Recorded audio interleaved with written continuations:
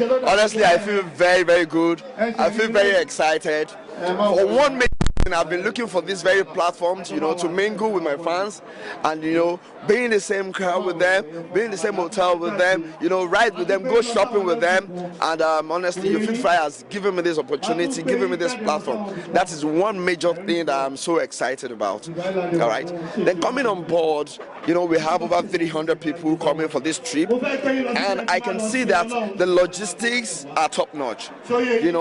Everything, not okay. We didn't actually have the complaint that because we have so many people, you are not being taken care of and all that. It's fantastic. It is awesome, and I'm very, very much pleased that I'm pitching my tent with UFitfly. This is awesome. This is awesome. So for those who missed out on this one, what do you tell them? Well, you can see yourself missing out on this one, where gives you opportunity to brazen up and to be very sure that you're part of the next edition, which is coming up pretty soon.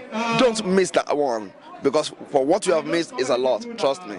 Well, thank you so much. You listen to Femi Adebayo.